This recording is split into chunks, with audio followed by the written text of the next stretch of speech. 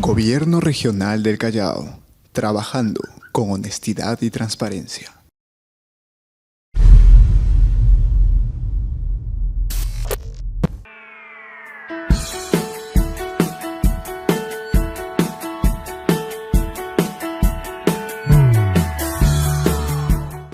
Muy bien, doctor. Bueno, primero agradecer por la participación. Quien le habla es el jefe de otorrino del Hospital Guillermo Almenara o de la Red Asistencial Almenara, y también trabajo en un instituto de trastornos del sueño. El tema que voy a tocar es hipertrofia adenoamigdaliana y síndrome de acné hipognia obstructiva del sueño. No.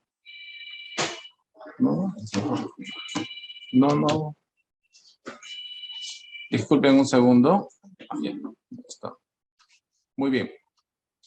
Manifestarles sobre todo, cuando hablamos de hipertrofia adenoamigdaliana, estamos hablando de tejido linfoide o tejido linfoideo.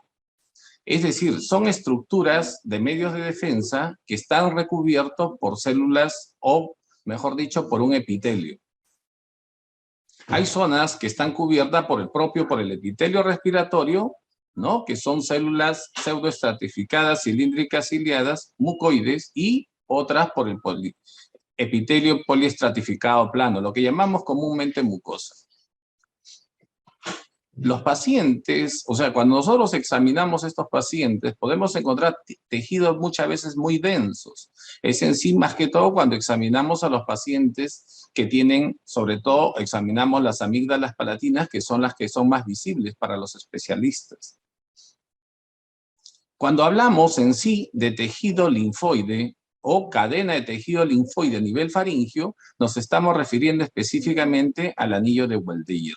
Esto denominado así porque tiene la forma de un anillo, ¿no? Donde está rodeado como pequeñas perlas, ¿no? En formas circular a nivel faríngeo, en el cual podemos notar diferentes tipos de tejidos linfoides que posteriormente explicaré.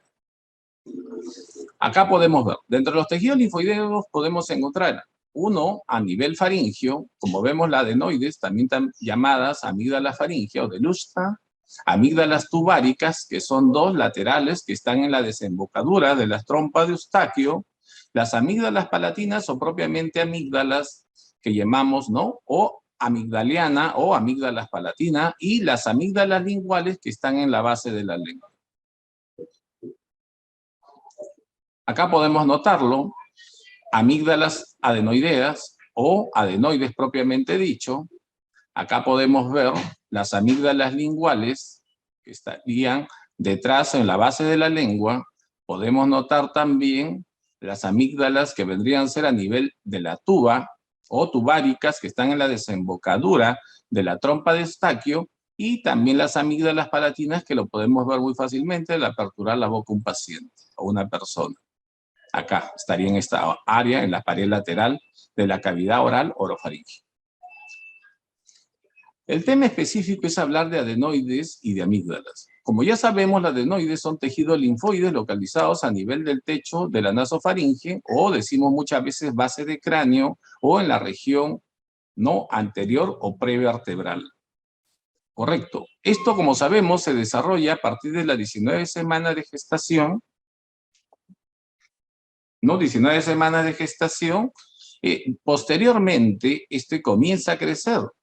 Tiene en sí una evolución inicialmente rápida, posteriormente hay una detención parcial entre los 6 a 2 años, después de los 2 años nuevamente continúa el crecimiento, que normalmente es hasta los 6 o 8 años. Posteriormente comienza así a reducirse de tamaño o atrofiarse, y lo que va a originar que entre los 15, otros hasta 18 años, o salvo excepciones, una edad mucho más tardía, el paciente o la persona, o el niño o el adolescente, comienza a desaparecer la adenoides.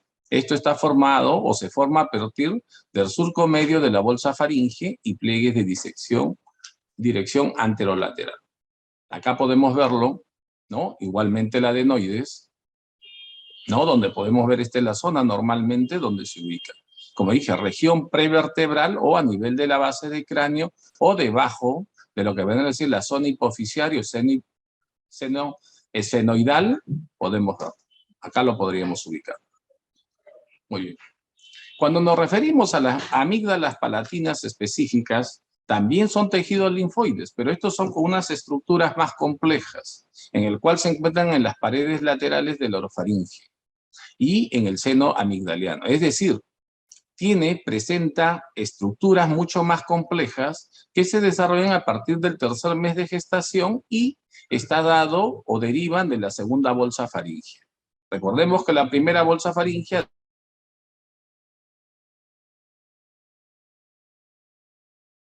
da la parte óptica o auditiva, la segunda bolsa faríngea está en relación orofaringe. Igualmente, tiene una superficie lateral cubierto por capa de tejido conectivo, es por eso que ese es un tejido linfoide mucho más organizado, una parte medial cubierta por la mucosa, es decir, un epitelio poliestratificado, ¿no? Escamoso, como vendríamos a llamarlo comúnmente mucosa, o ¿no? Lo que recubre normalmente los labios, y presenta criptas, que son invaginaciones que le permite ampliar las áreas de defensa.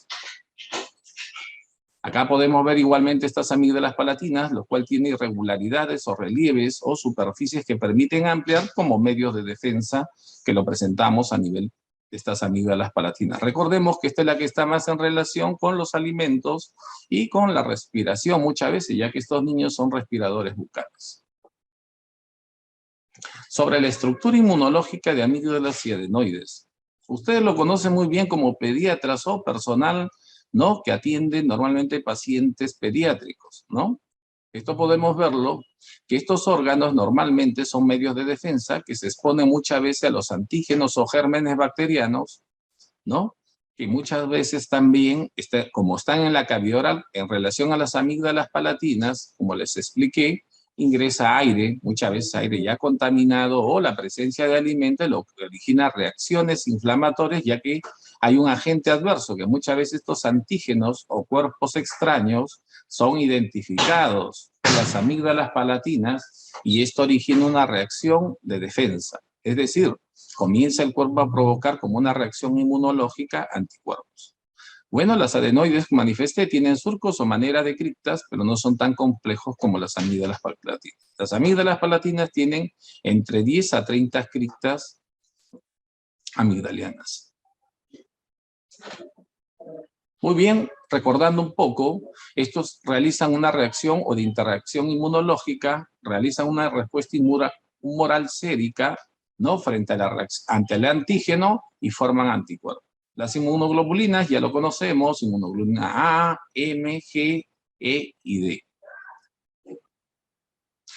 Ahora referimos específicamente la relación ya no de una simple amígdala ni de una adenoides, sino de la hiperplasia o el crecimiento exagerado o, ojo, fisiológico en el paciente de tener amígdalas o adenoides grandes. Cuando hablamos de hiperplasia adenoidea o incremento de la formación adenoidea, está en relación sobre todo, como decíamos, en la primera etapa de la vida. Cuando hablamos, estamos hablando, el niño nace con las adenoides, algunos tienen un crecimiento acelerado después de 0 a 6 meses, tiene un crecimiento, después se detiene parcialmente y a partir de los 2 años nuevamente vuelve a crecer. Se dice que hasta los 6 o 8 años y después ya viene una etapa de atrofia. Este crecimiento de la hipertrofia adenoidea nos va a originar ciertas patologías o síntomas a nivel de la vía respiratoria alta. Como vemos, obstrucción nasal, lo que origina esta obstrucción nasal es un respirador bucal. Esto, si se exacerba, va a originar un síndrome de apnea hipognia obstructiva del sueño que debemos considerarlo de gran relevancia, ya que cada vez se ve un mayor número de pacientes niños que presentan cuadros de apnea o apnea del sueño. Ya olvidémonos de la etapa del adulto mayor, también de la obesidad o de ciertos factores concomitantes propios del adulto mayor.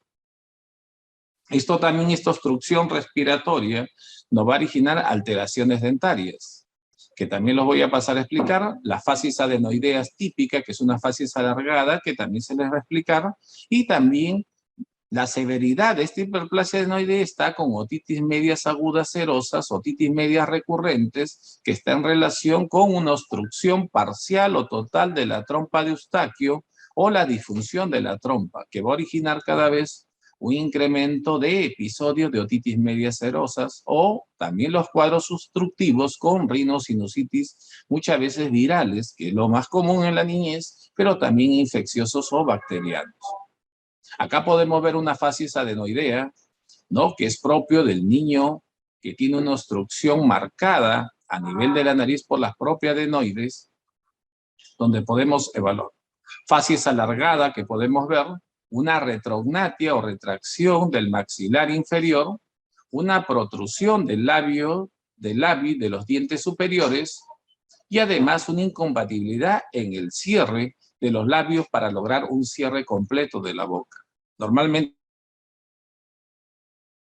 estos niños tienden a estar con la boca siempre abierta. Se dice que en sí la mordida entre el maxilar superior e inferior debe tener entre 1 a 2 milímetros, es decir, encajar adecuadamente el maxilar superior por delante del inferior. Cuando existe este tipo de alteraciones, más un cuadro obstructivo nasal severo, más amígdalas grandes, más adenoides, que también podemos verlo hipertróficos, hay que tomarlo muy en cuenta por los especialistas pediatras, ya que estos niños van a tener complicaciones no solamente respiratorias superiores, sino también a nivel pulmonar y por supuesto también evaluar si va a continuar con solamente con una posibilidad, con un tratamiento médico, es ya un paciente para posibilidad quirúrgica. Además, esta fascia adenoidea presenta un paladar alto que llamamos paladar ojival. Al tener un paladar ojival, limita en sí el crecimiento normal muchas veces de la nariz, lo que origina una desviación del tabique. Decimos desviación en ese del septum nasal. Como manifesté, paladar ojival, y este trastorno de que el niño está con la boca abierta origina alteraciones dentarias, alteraciones de la deglución, porque altera la formación o la actividad o el funcionamiento normal de los músculos masticatorios o de la deglución. Bueno, como manifesté, dentro de estas complicaciones que debemos tomar en cuenta en la hiperplasia adenoidea, es presencia ya no de una solamente de procesos virales propios de los niños, sino rinosinusitis, que puede ser aguda, subaguda, crónicas, bacterianas en estos pacientes. Como sabemos, en sí, los gérmenes típicos o comunes que podemos encontrar muchas veces en los niños son virosis. También Moraxella catarrales, Streptococcus, Pneumoniae, Staphylococcus aureus. Pero esto ya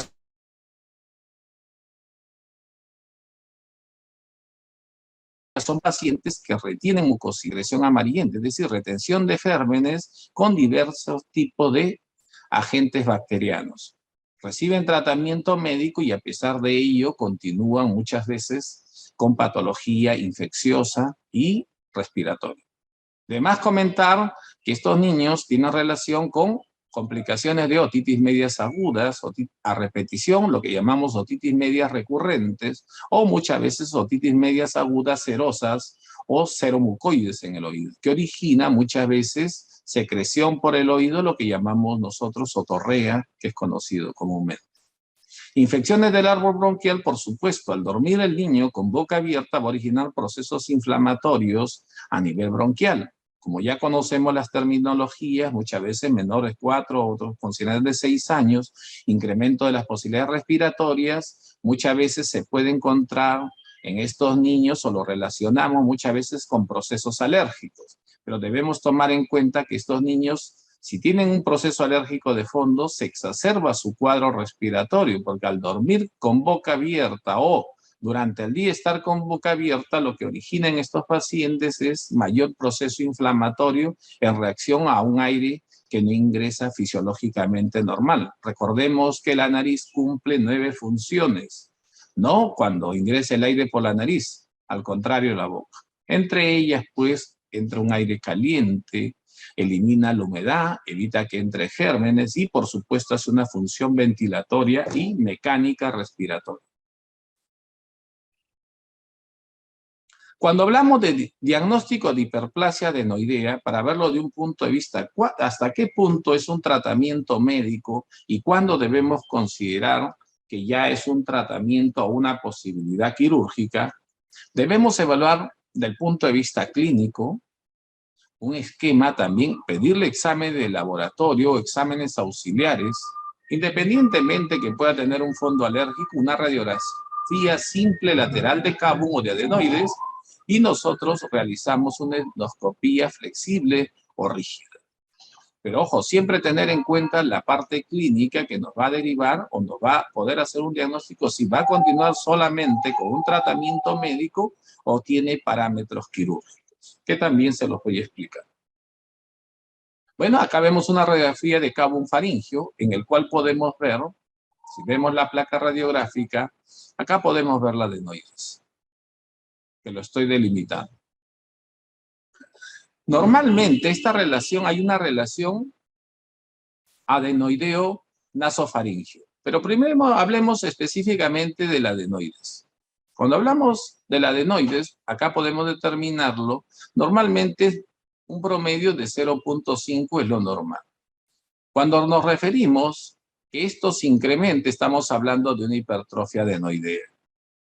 Pero ojo, hay mucha controversia en el tomar las placas. O sea, tener una hipertrofia adenoidea muy grande no necesariamente nos indica una posibilidad quirúrgica. Porque recordemos que la fisiología respiratoria, el aire normalmente ingresa por la nariz, pasa por la parte nasal, se calienta el aire, inicialmente es un flujo laminar, crea una turbulencia a nivel nasal y posteriormente el aire baja por la parte posterior nasofaringea, va parte orofaringe, hipofaringe, recién laringe, tráquea y bronquios. Es decir, si el aire encuentra procesos obstructivos, primero la adenoide, después en esta zona a nivel amigdaliano, porque hay elevada resistencia, el aire no va a llegar adecuadamente con un flujo adecuado, con un volumen adecuado a nivel de los bronquios. Y esto originaría que el niño, al sentir esa resistencia, inmediatamente va a abrir la boca. ¿Qué significa eso? Hay que hacer una evaluación en conjunta. Parte adenoidea, parte amigdaliana, por supuesto, y ver, uno al abrir la boca, ver las estructuras como las amígdalas hipertróficas y, por supuesto, ver el velo faríngeo o el velo del paladar. Si está caído, es muy obstructivo, nos está indicando una posibilidad quirúrgica. Eso es más que todo para los especialistas pediatras porque a veces es la decisión. Continuamos con un tratamiento médico, debe ser derivado a la especialidad de otorrinopediatría o al otorrinolaringólogo para hacer una determinación. Les expliqué que el crecimiento inicial a nivel adenoideo es rápido, de 0 a 6 meses, crecimiento lento de 6 a 2 años, crecimiento acelerado después de los 2 años a 4 años, y después otros, dice la literatura, de 8 a 10 años comienza a haber una disminución y consideran que después de la adolescencia tiene poca relevancia. Esto es importante, ¿por qué? Porque muchas veces vemos niños que durante su niñez, es decir, hasta los 4 o 6 años, presentan muchos procesos respiratorios. Esto como regla general. Posteriormente mejora su sintomatología. Y muchas veces asumimos, o los padres asumen que ya se corrigió este problema. Mi hijo se enfermaba de niño, ahora ya no se enferma. Lo que pasa que uno de los cuadros más obstructivos era en ese momento la adenoides. Como la adenoides posteriormente ya se retracciona, ya origina un amplio espacio para que pueda respirar el paciente. Como expliqué, las medidas adenoideas por estudio radiológico, hay que hacer una evaluación radiológica y conformación de la conformación y contenido de la nasofaringe, que es difícil de realizar, sobre todo en niños pequeños. Como regla, nosotros general, los que nos dedicamos a la otorrinolaringología, sobre todo en niños, la edad ideal de hacer una evaluación en un niño es la edad de 4 años. En relación al cuadro anterior que les expliqué, que después de este crecimiento acelerado a los 4 ya existe una disminución. Y es por ello que nosotros, es una edad donde debemos pedirle la denominada radiografía de Kabum faríngeo. ¿Se puede pedir antes? Sí, pero lo que es necesario va mucho con la sintomatología, porque es una edad ideal para buscar una corrección si va a continuar con un tratamiento médico o quirúrgico. Por eso pongo, en muchos casos no se encuentra correlación directa entre el grado de obstrucción evidenciada en los estudios radiológicos y las manifestaciones clínicas. Conclusión, una hipertrofia adenoidea severa o muy grande, que puede ser un grado 2, grado 3, no nos significa necesariamente que el paciente vaya a ser quirúrgico. Acá vemos un estudio que realizamos sobre las medidas de las adenoides por fibroendoscopía. Nosotros le ponemos un nasofibroscopio flexible, lo podemos hacer ingresar por la nariz o un endoscopio. Vemos la parte posterior, estamos en la zona nasofaringea, ingresamos por la nariz y para hacer una evaluación rápida. Si la obstrucción, por ejemplo, de estas adenoides, esta es la coana, es 25%, un grado 1 o 50%, no tiene mayor relevancia al punto de vista para nosotros como especialidad. Solamente continúa con tratamiento. Pero ¿qué pasaría si tiene 75% que ocupa todo el espacio o 80, 90%? Por eso que lo pongo con negrillas o negritas, en el cual podemos ver que esto sí es una evaluación que debemos tomar en cuenta y posiblemente vaya a ser un paciente quirúrgico. Ahora, manifestar como la hipertrofia adenoidea no es solamente, si tiene adenoides grandes, ver la posibilidad de operar. Dentro de la literatura, hace 8 o 10 años, lo que se operaba más era amígdalas y adenoides. Ahora lo vemos de acuerdo a los avances tecnológicos y, por supuesto, de la medicina, porque hay estudios multicéntricos que hemos podido determinar, es un estudio en conjunto. Ahora hablemos de la hiperplasia de amígdalas palatinas. Como sabemos, también esto va a originar, al tener amígdalas grandes, alteraciones de la deglución, disfagio, dificultad para el pasaje o para el paso de los alimentos, va a originar una voz gangosa porque recordemos que hay retención muchas veces de secreciones, retención de moco o también a veces de los cuerpos extraños de los alimentos. Esto va a originar ronquidos nocturnos. Y ahora, cuando tenemos una hipertrofia adenoidea, una hipertrofia amigdaliana, este niño tiene predisposición a roncar. Entonces también debemos evaluar la posibilidad que puede estar dentro del grupo.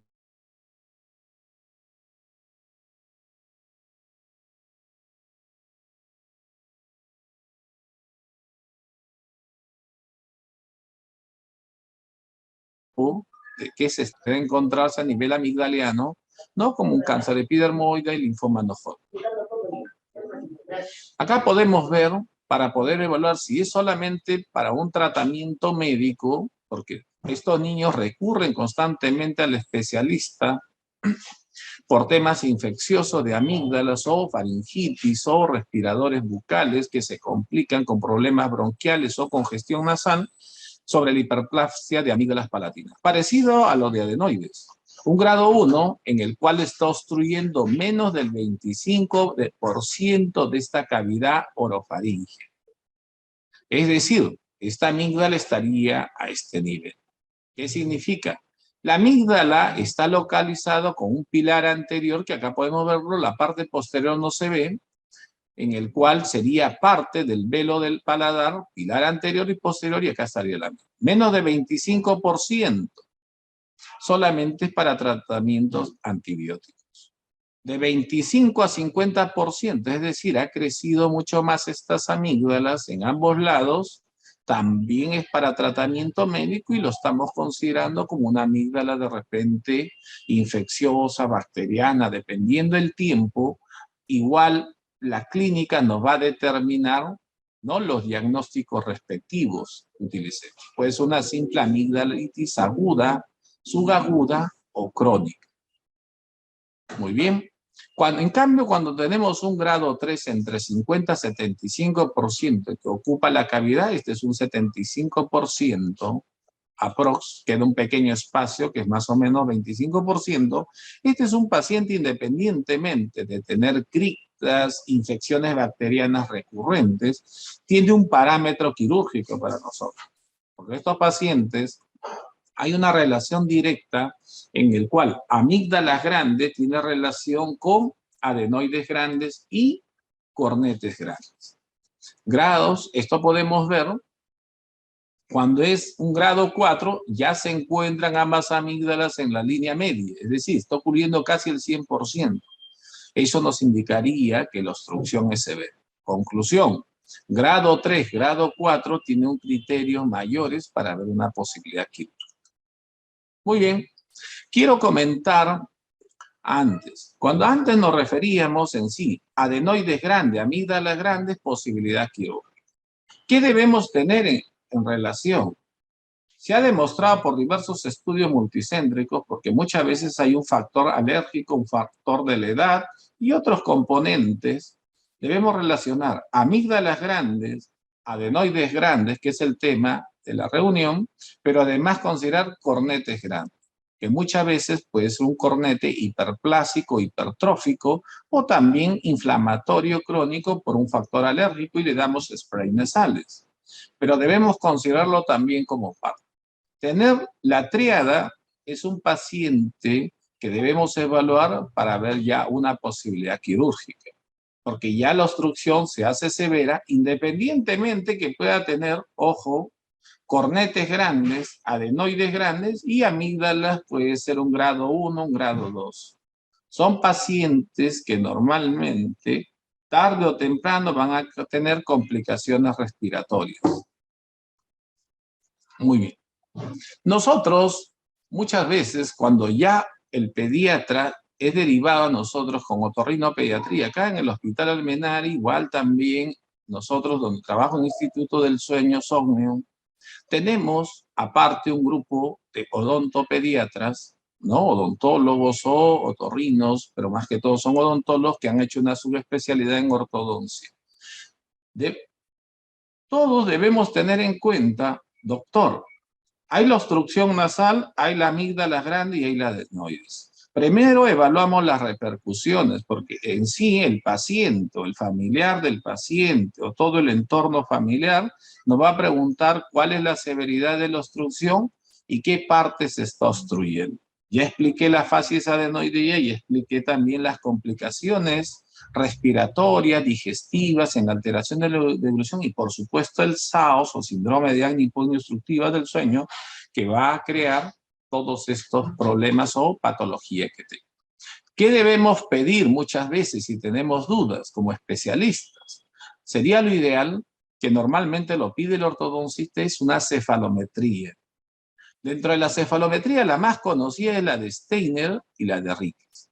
La de Steiner es muy fácil de determinar. Acá le he enviado diferentes medidas que parecen unos que estuvieran haciendo cálculos matemáticos, pero no lo veamos de esta forma. Se los voy a resumir muy fácil para que de repente ustedes como especialistas o el personal que está ahí en esta disertación pueda de repente tener una idea más clara de cuándo es quirúrgico, cuándo es para tratamiento médico. Ya les expliqué hipertrofia adenoidea, grado 3, grado 4, amígdalas grandes, grado 3, grado 4.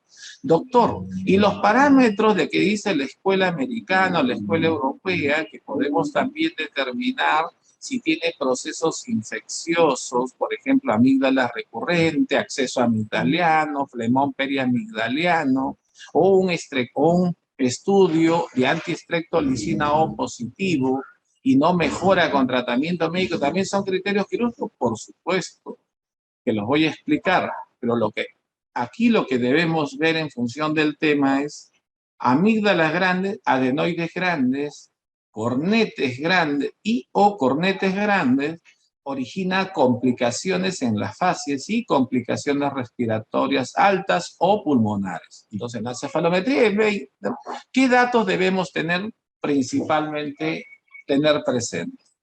Acá vemos diversas medidas, les voy a explicar. Acá hay una medida que es de base de cráneo y acá también tenemos una medida facial que podemos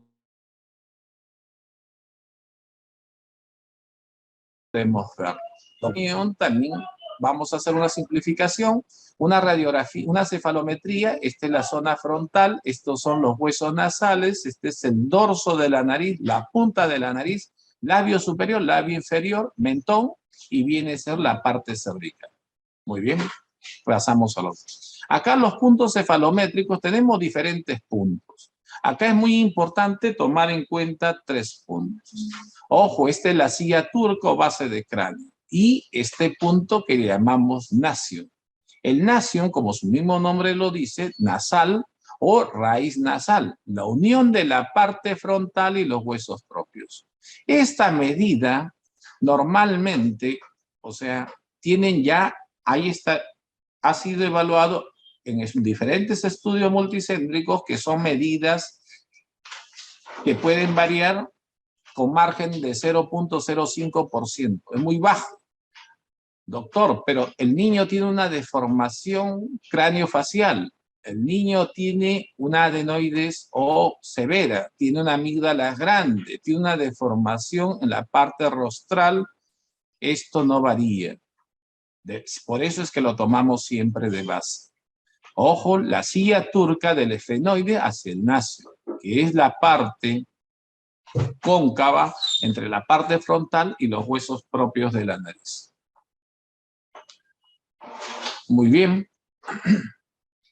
Continuando, igual, aquí vemos una parte, esta es la espina nasal, y tenemos que tener en cuenta este punto A. Es el punto subespinal. Además, acá vemos los dientes, el A, la inserción del diente, ¿no? Del incisivo, y el I es la parte final. Está una línea longitudinal, igual el incisivo inferior, el A y el I. Estos son los 4 puntos que debemos tener cuenta, tomar en cuenta siempre los especialistas que nos dedicamos a los niños. Muy bien, acá, en la cefalometría de Steinmer, acá hay un ángulo, ¿no? SNA y un ángulo SNB. Muy bien, doctor. Vamos a medir el punto S, que es el de la silla turca, a la parte nasal, y ojo, acá está al punto subespinal. Normalmente, esta relación tiene aproximadamente 82 grados. Ojo, cuando ustedes piden la cefalometría, normalmente el radiólogo ya le envía estos datos, 82 grados. Ojo, cuando tiene más de 82, ojo, al tener más de 82 esto,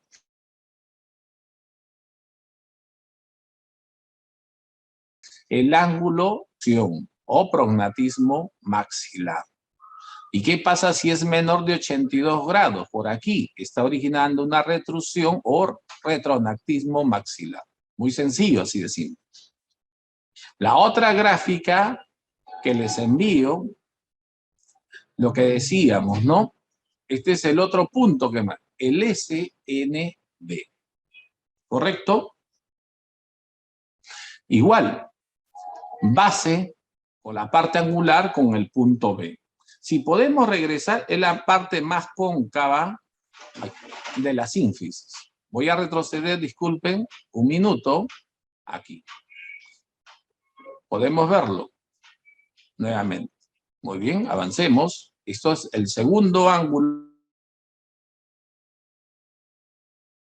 que vamos a evaluar. Igual, me pasé un punto. Acá. Igualito. Oh, SNB. Muy bien. Acá está el ángulo SNB. Correcto. Base SN y acá está el punto B. Nosotros continuamos con la parte más cóncava de la sínfisis, de la parte de la sínfisis o de la parte del hueso maxilar. Muy bien. Mandibular, disculpe. Acá podemos ver que tiene 80 grados. Cuando hacemos esta medición que también le envían en la cefalometría de Steiner, manifesté arcada superior sobre la inferior 1 a 2 milímetros de distancia para que encajen ambas partes. Si es una parte más técnica en función radiológica, SNA menos SNB en forma angular debe ser aproximadamente de 2 grados. Y ahí sale el ángulo ANB, que es de 2 grados. Más de 2 grados, doctor, o sea, está mucho más amplio, o mejor dicho, abierto. Los dientes de arriba, más adelante, y los otros se quedan ahí. Significa que es más de 2 grados, más de 3 grados, más de 4 grados, es una clase 2, y menor de esto, cuando existe, eso se llama clase 3. Por eso cuando envían los informes los radiólogos, dice, tiene una alteración dentaria clase 2, entonces ya determinaríamos. Más que hay una gran alteración en el cual se está protruyendo muchas veces los dientes. Muy bien. Esto es el ángulo interincisivo que podemos ver. Lo vemos nosotros muy fácil cuando lo examinamos a los pacientes. Doctor, vemos que los dientes ya no están en los mismos lugares, el maxilar superior se ha adelantado mucho y el inferior se ha retraído. Nosotros decimos retrognáctil, pero si queremos verlo desde el punto de vista, ¿no?, radiológico o una evaluación adecuada, los dientes superiores, si lo vemos, se traza una línea vertical sobre el diente superior y acá está el inferior, los incisivos superior e inferiores, el ángulo aproximado es 130 grados. Más de 130 grados, retrusión. Menos de 130 grados, protrusión. Muy bien. Bueno, explicarles sobre las indicaciones de adenoidectomía es un tema muchas veces ya parte de la especialidad, pero como le dije, para resumir, hipertrofia adenoidea grado 3, grado 4, adenoiditis crónica con repercusiones ópticas, como le dije, otitis medias agudas recurrentes, más de 3 episodios cada 6 meses, otitis medias crónicas adhesivas en el cual la membrana timpánica se retrae, malformaciones craneofaciales, presencia ya no de rinosinusitis de tipo alérgica ni viral, sino bacterianas con obstrucción del ostium. Bueno, le hacemos a veces la adenoidectomía y colocación de tubos de ventilación en estos casos, pero debemos tomar en cuenta esto. Obstrucción grave de la vía aérea superior.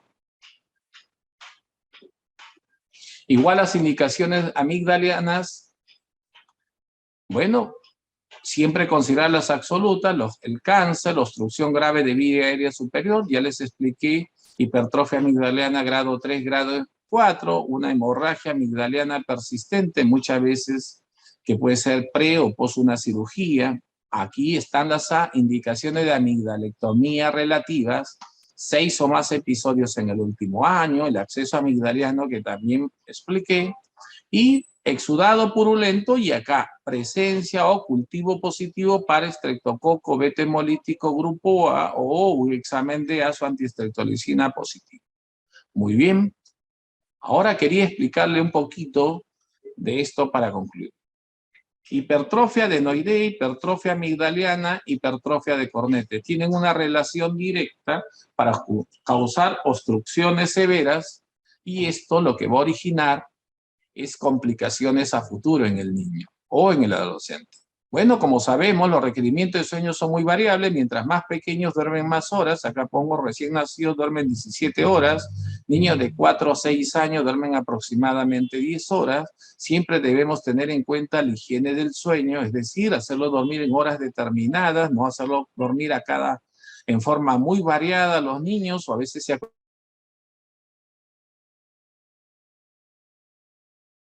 acuestan demasiado, juegan muchas veces turnos, ¿no? Entonces debemos evitar.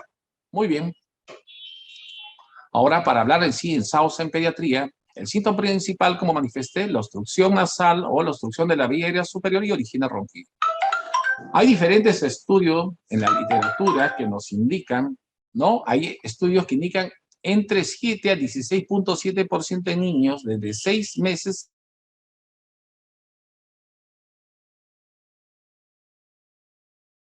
a 13 años, temperaturas que indican de 5 a 14.8% en adolescentes, pero sí debemos tener en cuenta esto, la prevalencia, es decir, casos en relación de niños que roncan y que van a un cuadro de apnea o apnea dentro leve, moderada, severa, son del 2 a 3%. Esto es similar mientras los niños sean menor de 6 años, es similar en niños y en niñas, y recordemos, después ya hay cambios propios fisiológicos entre el hombre y corporales. El niño, el varón, tiene predisposición a hacer cuadros de hipognia o apnea del sueño, que será para otro tema que de repente en algún momento nos podamos reunir y me gustaría que me inviten. Esto era una manifestación para relacionarlo con personas, o sea, con los adultos.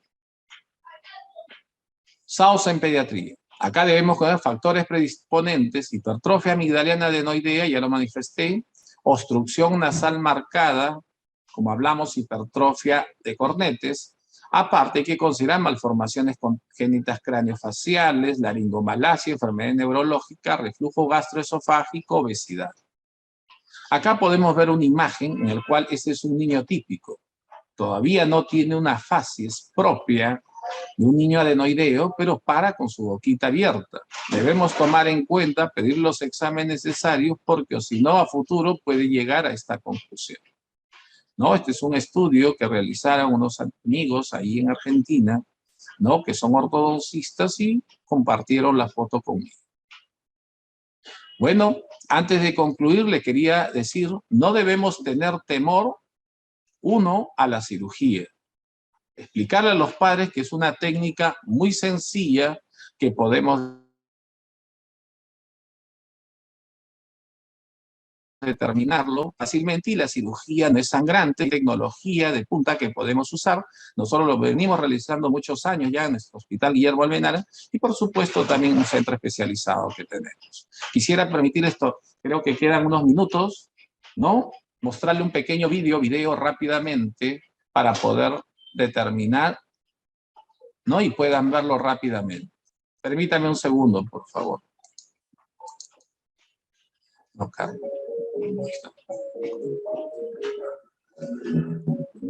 Ahí ven, hipertrofia cornetes, hipertrofia adenoidea o adenoamigdaliana. Es un niño que ronca, tiene estudio de polisomnografía, que él hace cuadros de apnea o apnea del sueño. Ingresamos por la fosa nasal, podemos visualizar ahora, ese es el cornete, ingresamos por la fosa, podemos ver una adenoides, que era más del 100%, o mejor dicho, el 100% que tenía de obstrucción, ¿no? Y ahora procedemos a hacer del otro lado igual, ahí podemos ver la adenoides gigante que ocupa toda la fosa nasal, o las coanas, podríamos verlo en la parte posterior, vemos los cornetes, le emitimos, primero hacemos un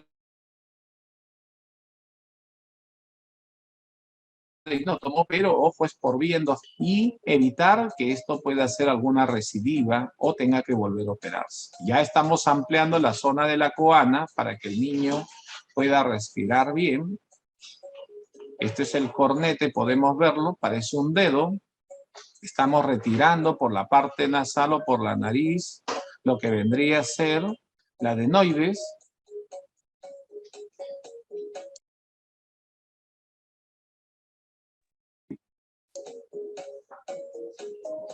Dios, perdón.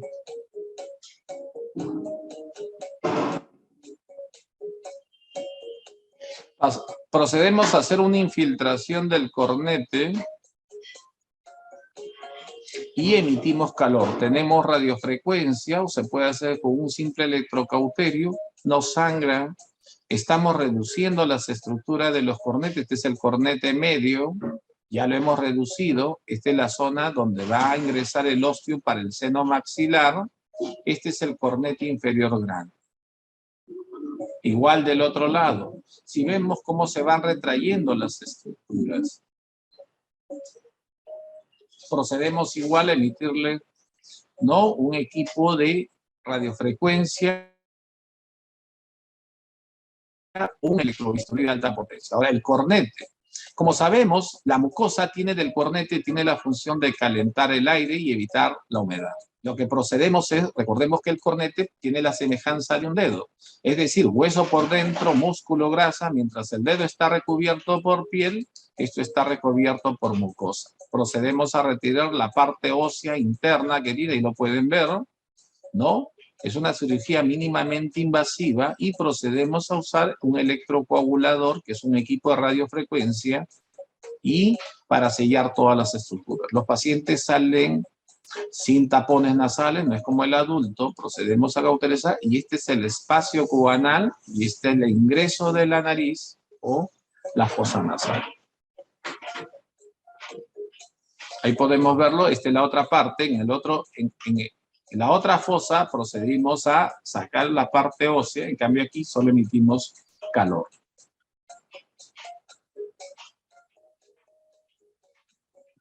Ya los espacios son libres y están abiertos, ya tiene la parte libre también a nivel coanal, el cornete ya permite respirar bien y, ojo, este niño no tiene amígdalas gigantes, lo que tiene es una caída parcial del paladar y un espacio pequeño orofaríngeo. Es porque desde el recién nacido no está desarrollando bien las estructuras. Procedemos a emitir calor y ampliar el espacio en la cavidad oral. Lo estamos traccionando por medio de la óvula. Le emitimos pequeña calor con el equipo de radiofrecuencia y ven como son fibras elásticas y mucosas, se retraen y ya el espacio se amplía enormemente. Acá podemos ver el niño todavía tiene costumbre de respirar con la boca abierta, la mami lo cierra la boca y deja de roncar. Y ya puede respirar por la nariz.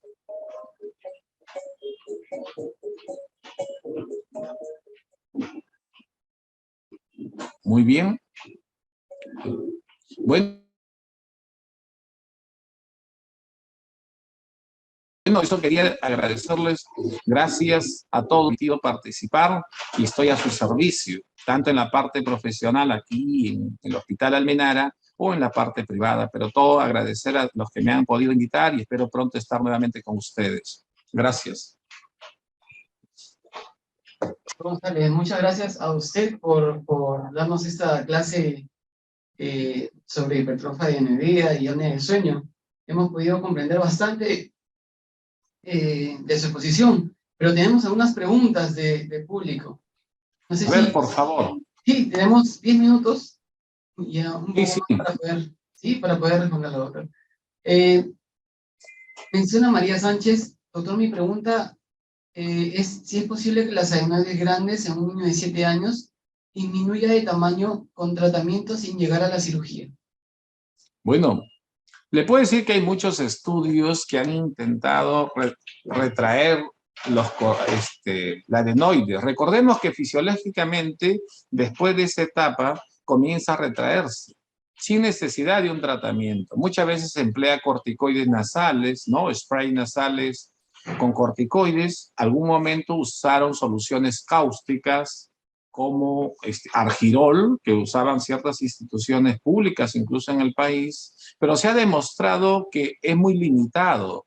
Recordemos que los niños a los 4 o 6 años está en formación de su arcada dentaria, o sea, es formar el relieve, la parte funcional y también estética, me refiero. Entonces, si no lo corregimos, esto va a originar alteraciones futuras dentarias y, por supuesto, también una menor desarrollo de la parte bucal, orofaringia y limitación de los músculos, ¿no? Masticatorios, tanto de la lengua como también la parte bucal, ¿no? Oral.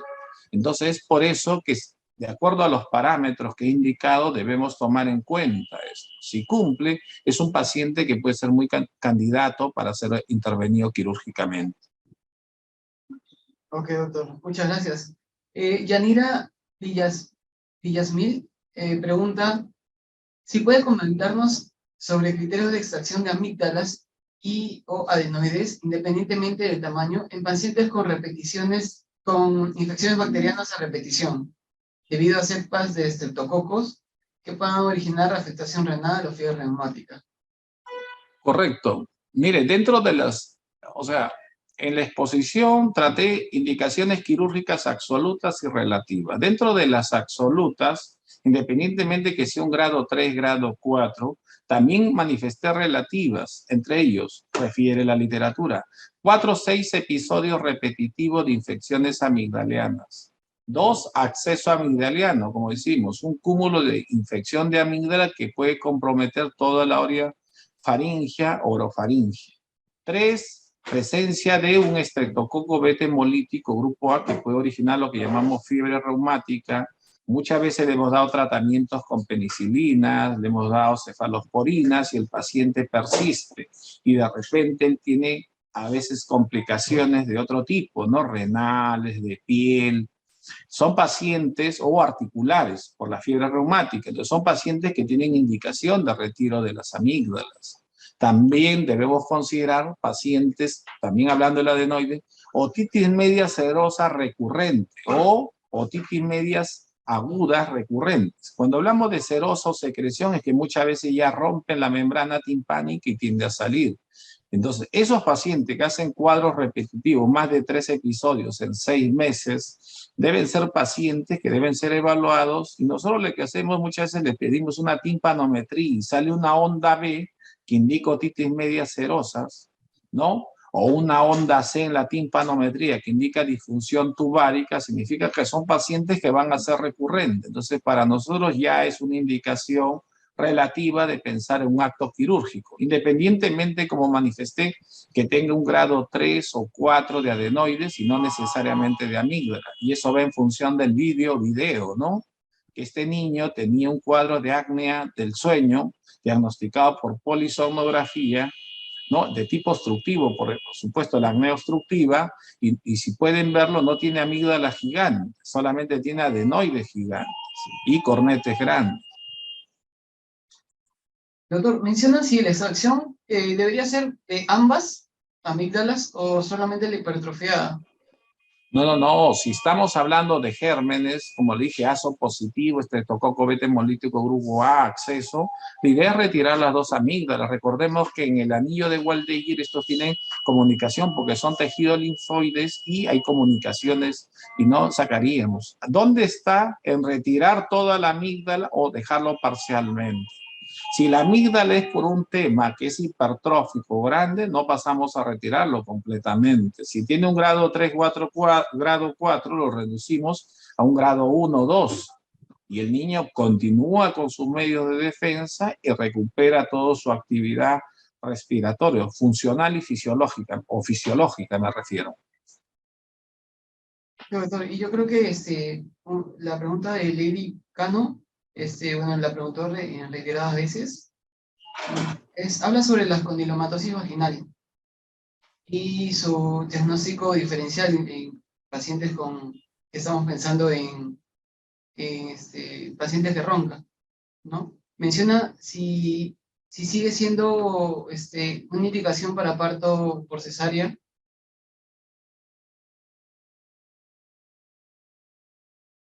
No pude entender bien la pregunta, disculpe. Lo que entendí, si no me lo aclaras, por favor, un paciente que hace un cuadro de apnea del sueño, si tiene indicaciones para ser intervenida quirúrgicamente por cesárea porque no se puede usar la vía vaginal, ¿correcto?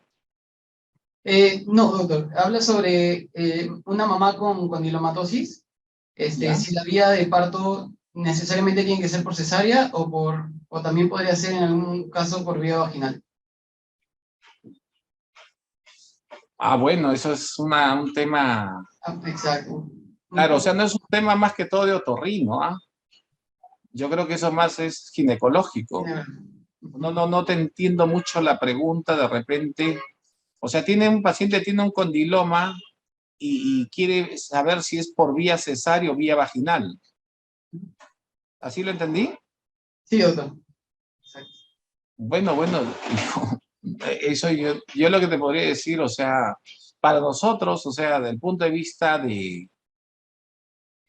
todo lo que es tema virosis o algo, es evitar un contacto con cualquier tipo de secreción, sea por vía vaginal, ¿no? Porque estos pacientes, o sea, pueden tener un tipo de contagio, recordemos que es por vía secreción o sangrado, ¿no? La idea es evitarlo, ¿no? Doctor, Sería lo más indicado por una cesárea, ¿no? Por cesárea. Doctor, y por último, mencionan, esa me parece una pregunta muy interesante, es ¿cuáles serían los cuidados postquirúrgicos en una exéresis parcial de amígdalas? Realmente son mínimos. Nosotros, por ejemplo, ahora tenemos equipo de alta potencia o radiofrecuencia. La radiofrecuencia emite, o sea, la energía eléctrica lo transforma en calor. ¿Qué significa? Igual que un equipo de baja o mediana potencia, pero no quema o no electrocoagula en la parte superficial, sino en la parte más profunda, que puede ser, dependiendo de la graduación, de 3 a 4 o 5 milímetros debajo de la mucosa superficial. Entonces eso nos permite evitar sangrado, por eso que ven que no sangra ni una gota.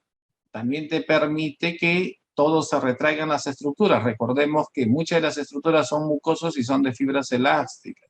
El resto es el cuidado normal, ¿no? Normal en cicatrizar en un niño 2 a 3 semanas como máximo, ¿no? Y puede hacer mientras no coma ningún tipo de residuos, o sea, comidas que tengan residuos. Cuando hablamos de residuos, es decir, vegetales, cereales, ¿no? El resto puede comer normalmente, ¿no? Incluso le damos, no, ya puede tomar cosas tibias o frías que no está contraindicado.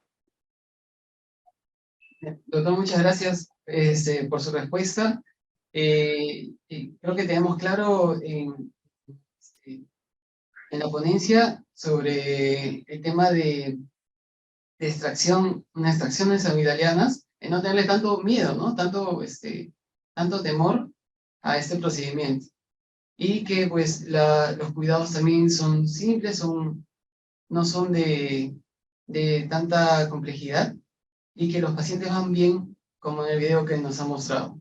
Doctor, más bien le tomo la palabra para poder invitarlo de repente el próximo año a que nos pueda hablar un poco más sobre temas tan interesantes como apnea del sueño o nuevos temas que usted disponga a poder compartir con el público en general. Doctor González, muchas gracias por su participación. Espero que tenga un buen día y nuevamente del Servicio de Pediatría del Hospital San José. Muchísimas gracias. Gracias a todos. Mil gracias. Hasta luego.